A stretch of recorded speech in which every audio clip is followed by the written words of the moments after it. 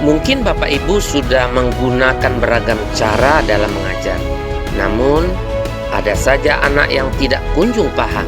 Bahkan hanya sebagian kecil saja dari mereka yang bisa paham.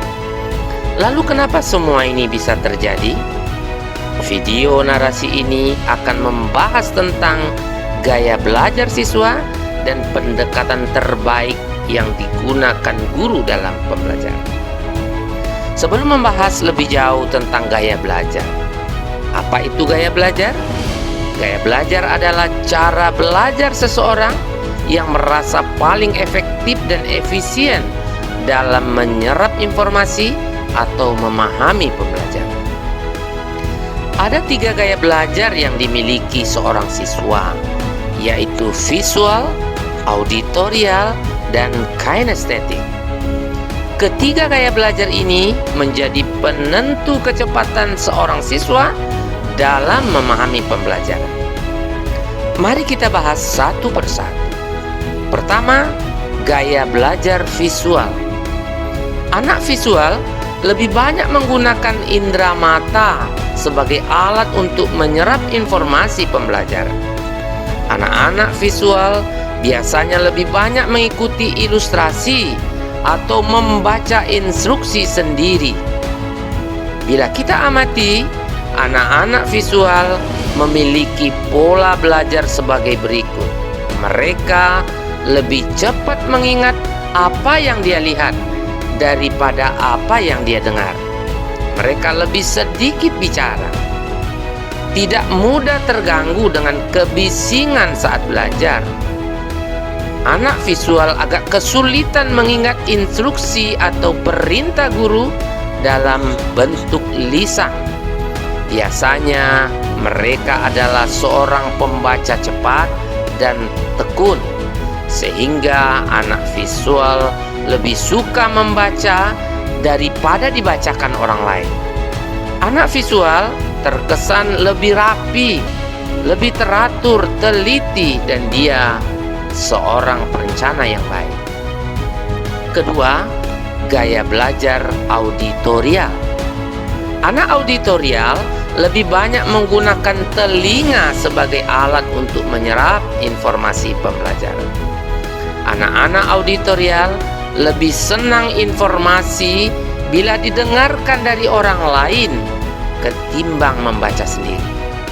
Umumnya anak-anak auditorial memiliki ciri belajar lebih sebagai berikut. Suka berbicara dengan diri sendiri saat belajar. Anak auditorial mudah terganggu oleh keributan saat belajar. Hebat dalam berbicara, namun kesulitan dalam menulis dengan jumlah yang banyak. Dapat mengingat dengan baik apa yang dipelajari melalui diskusi daripada apa yang dia lihat. Anak auditorial lebih suka dengan penjelasan guru meskipun penjelasannya cukup panjang. Ketiga, gaya belajar kinestetik. Anak kinestetik lebih menekankan praktik langsung atas apa yang sedang dipelajarinya. Anak-anak kinestetik lebih sering kalau dibiarkan mengerjakan sendiri atau praktik langsung saat belajar. Adapun ciri belajar anak kinestetik adalah lebih banyak bergerak, sulit duduk diam saat belajar dalam waktu yang lama. Mudah dalam menghafal dengan cara berjalan atau bolak-balik. Ketika berbicara, banyak menggunakan isyarat tubuh. Biasanya lebih banyak menggunakan jari sebagai penunjuk ketika sedang membaca. Kecenderungan anak kinestetik pelan dalam berbicara. Baik, berikutnya kita akan bahas strategi pembelajaran yang bisa dilakukan guru. Strategi pembelajaran tipe visual. Sebaiknya guru lebih banyak menggunakan gambar-gambar berwarna dalam pembelajaran. lebih sering menggunakan diagram atau peta dalam pembelajaran. Belajar dengan membuat coretan-coretan, simbol-simbol atau tanda-tanda penting sehingga anak mudah mengingat.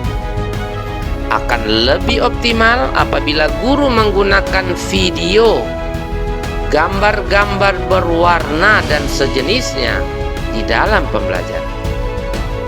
Berikutnya, strategi pembelajaran tipe auditorium.